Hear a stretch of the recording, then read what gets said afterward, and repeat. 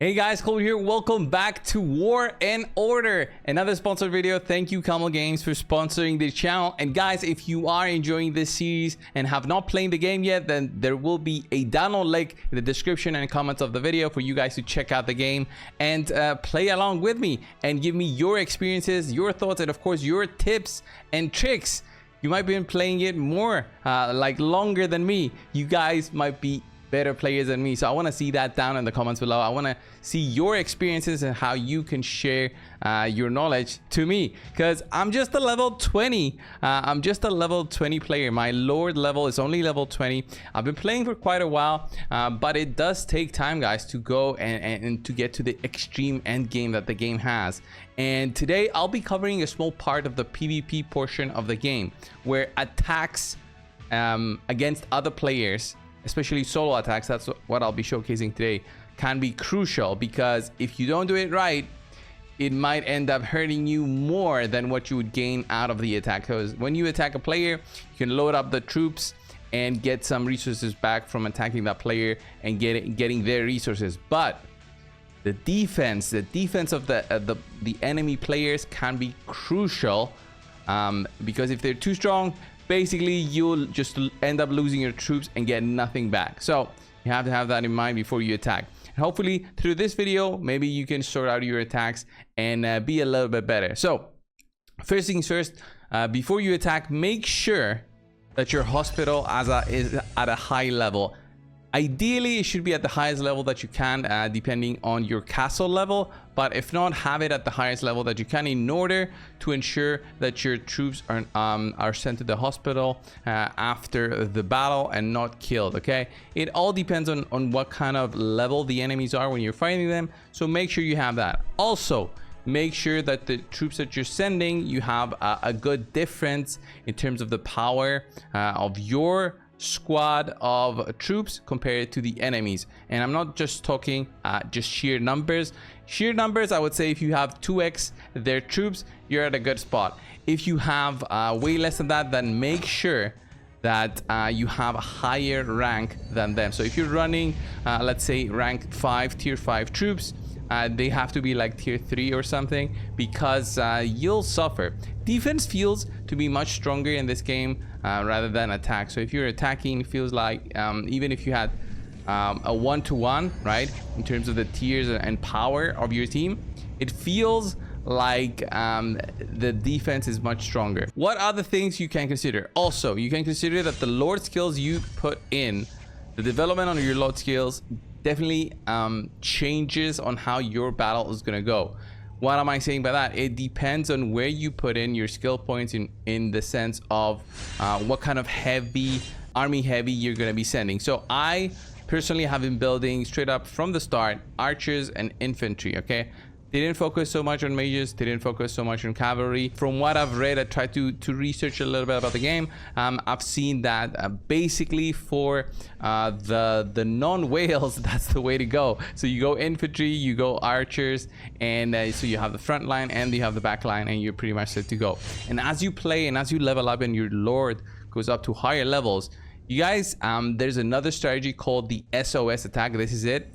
You need a much higher level on the Lord skill, which I do not have, but eventually I'll get there. So look at this. During your first solo attack after activating this skill, all your killed troops will be converted to wounded. So this is a very strong way of attacking, which I cannot cover unfortunately in a video, but this is where strategies come into play, where you can do like a solo attack on an enemy, have your troops not get killed, they come back wounded. You basically negate the attack of not the attack, the defense of the enemy, and you can kill higher enemies than you would usually, higher castles that you would usually, because what I'm going to be showcasing today is attacking lower castles in order to ensure that I don't have much troops wounded or killed. Okay, so I get the most amount of benefit, and it depends on how close they are and how much I try to attack. So this is like a definite strategy that you can do later on in the game. So let's go into the fight. I have lots of things trying to build up at the moment in my base, so it totally makes sense for me to just go out and try and find somebody to attack. Okay, I need to find where my castle is. and we're pretty much good to go.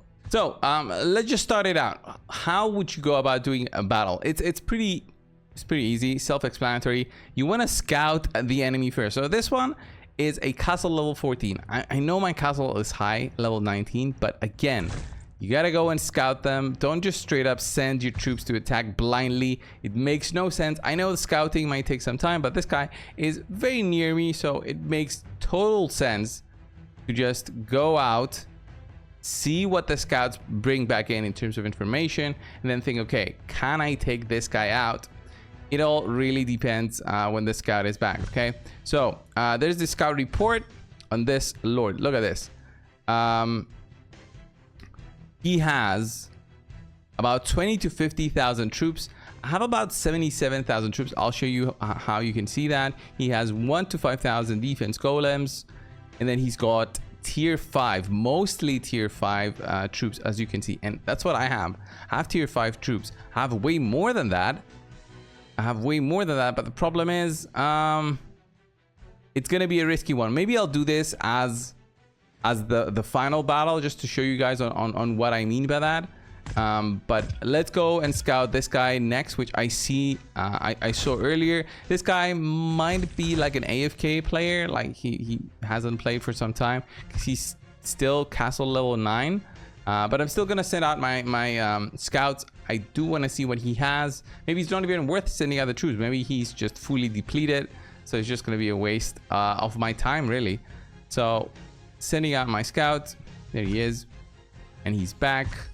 Okay, he does have some resources here, as you can see, tier 3s. This should be an easy fight. I'm not even gonna bother sending my my beast. So how would I attack this guy? So I would attack normally. I wouldn't click this thing at the top, and I would just send everything for maximum load capacity. As you can see, 77,800 is the maximum troops I can have. 74,000 is what I'll be sending. So I should be okay. So I'm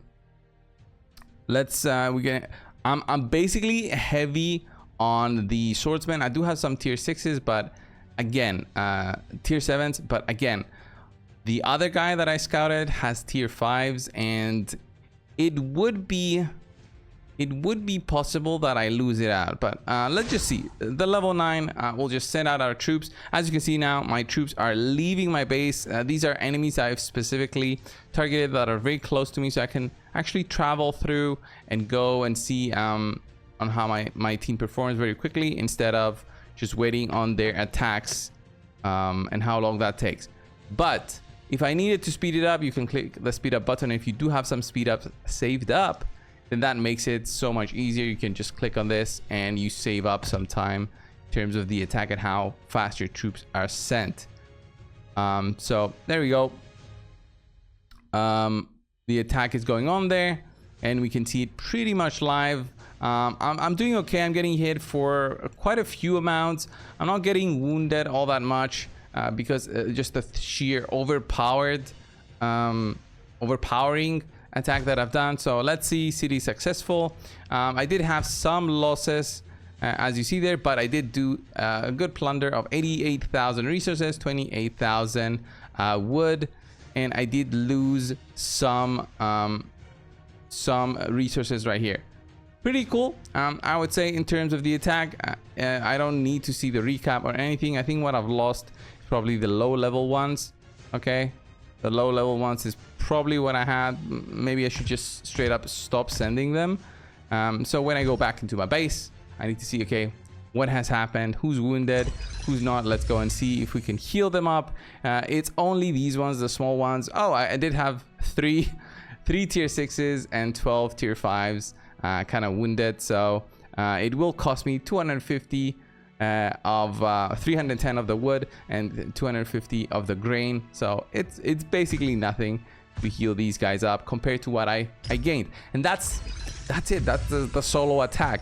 There's other strategies, as I said, like the SOS strategy, where you specifically use that skill, Lord skill, to take advantage of the enemies. And then there's the timed attacks. So timed attacks, what you would do is what I've done now. Timed attacks, it would be a big coordination with your alliance. If you're in an alliance, well, like I am, and they're active enough where you can chat with them, you basically try and find targets that you coordinate together. It's a timed attack. You have an attacker who specifically goes in the chat and says, we're attacking this enemy at this coordinates.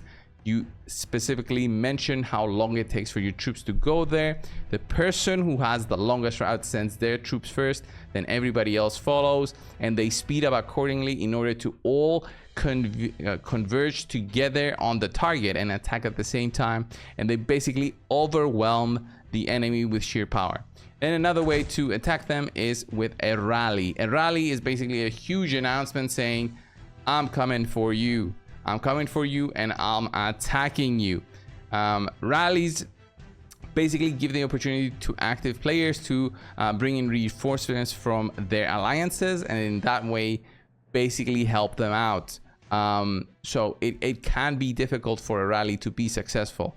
Also, if the player is active, he can send troops to his alliance fortress, I believe it's called, and they protect themselves. So there are strategies that can be difficult to do, but the solo attacks, which is the basic thing to follow, is this. So we saw the earlier scout, right? On this guy, he did have lots of tier 5s.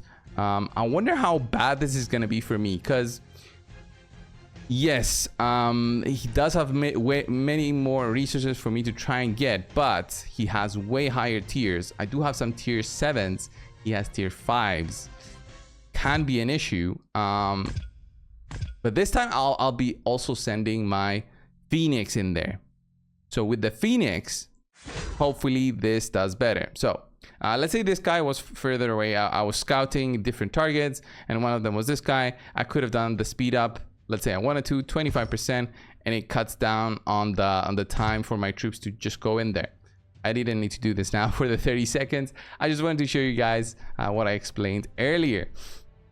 So the battle's about to start now, and we're gonna see on how rough this is gonna be. There they go. They're outside now, and we're all fighting. We are taking some damage here. We're slowly winning them down, but we are taking hits. So I wonder how many troops of mine are gonna get killed. Yeah, there we go. I think that was a win. Yeah, he's burning. Nice. Okay, we did get the win. My troops are coming back. I wonder though on how bad this was. Okay, what did we do? We plundered 349,221, 38,000. That's good. And then let's see how many losses. 3,368 and 65 wounded. I think my Phoenix did good work with 1,000 kills, almost 1,000 kills. And then you see the higher tier units, especially my archers, which I've mentioned. I'm heavy on frontline infantry and then archers. That's basically the way I played this. Yeah, my archers got a lot of kills, and because they're tier 7, they survived. So I wonder if I just send another attack. Haven't ever tried this, to just send another attack right after on. Can I plunder more stuff? I'm not sure. Never done this. I felt like it would be like an overkill, and it, like, I would imagine, oh, it's burning, so it doesn't have anything. So I guess we'll see now. But that is how the solo attacks work, guys. And well, basically that's it. You gain resources by doing PvP, and PvP is a huge part of this game. Either you like it, either you don't. You have to do it, and that's how it works. That's the simplest way to show you guys on how this works. I wonder if this gave me anything now though, because this felt like I've just killed the dude. Oh, I did get lots more resources. So am I just depleting him now? I think, yeah, I think this is now much more worth to just fully take out the dude, and then call it a day in terms of the resources. Look at that. I think I'm at or close to the cap of the resources that I can have. So remember, when you are storing resources for yourself, you got to check on your depot right here. You got to check on your depot on how many you can actually store. So I can store about 500k here. So yeah, I'm a little bit over the limit. Ooh, actually way more than the limit. So if I get attacked myself, I'll lose like half of my stuff when I go offline, right? If nobody is here to protect me. But remember, I'm close to my alliance, so I should be okay. I should be okay because my alliance is close. There we go. I'm gonna send another attack there just to completely take out the stuff there. And that was pretty much it for the video, guys. Just the solo attacks, how they work, how you need to scout out your enemies. You need to overpower them, basically. As I've mentioned, I was a bit on the edge there in terms of attacking this dude because I scouted him earlier again. But because of the tier 7s compared to tier 5s, I was kind of okay because you'll see here now the heals that I have to do on my armies are way more than when I attack that even weaker guy. So if you can scout out weaker enemies that don't have a bubble and you are far surpassing them, you should be okay in terms of just straight up surviving. And now I can just plunder him and get more stuff so I can build more stuff and be well, successful and enjoy the game. This was the video, guys. Thank you all for watching, and you know, commenting down below. Subscribe if you haven't already. If you do enjoy the game, if you want to try out the game, there will be a link to download it in the description and comments of this video. Thank you all. I'll see you in the next one. See ya.